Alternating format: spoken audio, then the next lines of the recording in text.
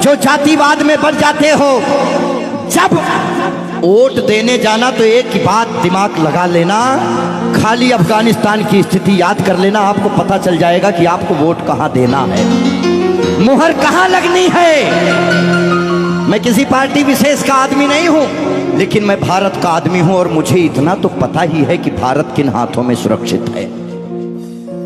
इसीलिए ध्यान से, ये जो जातिवाद में हम लोग बट रहे हैं उस पे है कि मन की हल्दी घाटी में राणा के भाले डोले थे, यूं लगता है वीर शिवाजी चीख चीख कर बोले थे।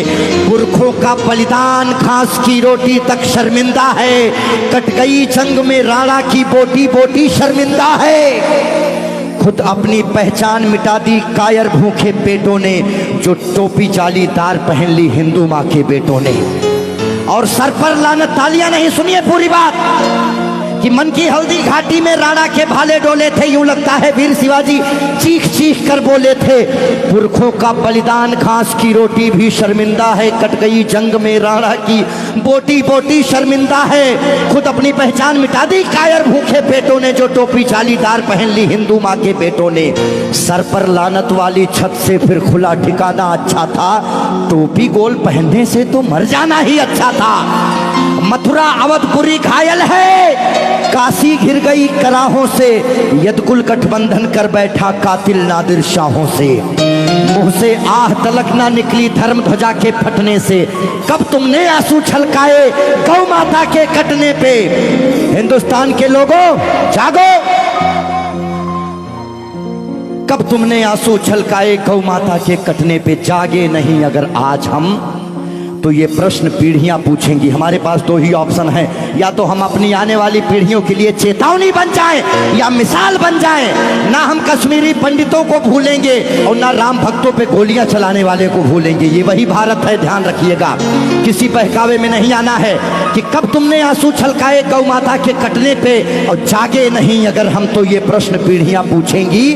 गन पकड़े हिंदुओं के बेटे और बुरके से लदी बेटियां पूछेंगी, बोलेंगी हे आर्यपुत्र इतना उद्धार किया होता, खतना करवाने से अच्छा हमको मार दिया होता। और सोते रहो सनातन वालों तुम सत्ता की गोदी में, पर सांस आखिरी तक भगवा की रक्षा हेतु लड़ूंगा मैं। शीश कलम करवा दूंगा पर कलमा नहीं पढ़ूंगा मैं, शीश कलम करवा दूंगा। आने याद रखना, हमारे भारत में 29 राज्य हैं, जिसमें से खाली 22 राज्यों में हम लोग बहुसंख्यक हैं, बाकी अल्पसंख्यक। इसीलिए मैं भजन भी गाता हूं, मैं जागरण भी करता हूं, क्योंकि मैं भारत, मेरा चैनल कभी भी बदल सकता है। अभी देशभक्ति चल रहा है, कभी कभी कपिल शर्मा लग जाएंगे, फिर कभी आस्था लग जाएगा। लेकिन एक बात का ध्यान रखना, हमेशा हम आज़ाद कैसे हुए ये बहुत मायने नहीं रखता है, लेकिन हम गुलाम कैसे हुए ये बहुत ज़्यादा मायने रखता है। आप जानने का प्रयास करना कि ऐसा क्या हुआ होगा भारत में जो पूरा अखंड भारत गुलामी की तरफ बढ़ गया।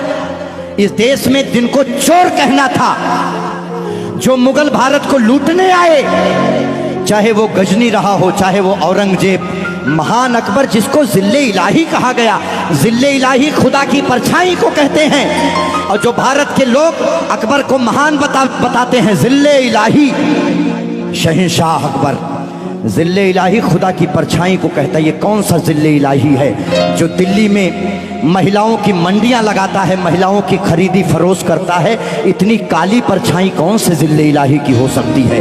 इसीलिए आप अपने हीरोज, अपने बच्चों को बताओ कि ये देश भगत सिंह की वजह से, ये देश जियो तिवारी जनेऊधारी, चंद्रशेखर आजाद, ये देश मंगल पांडे, बुंदेले हर बोलों के मुंह हमने सुनी कहानी थी और खूब लड़ी मर्दानी वो तो।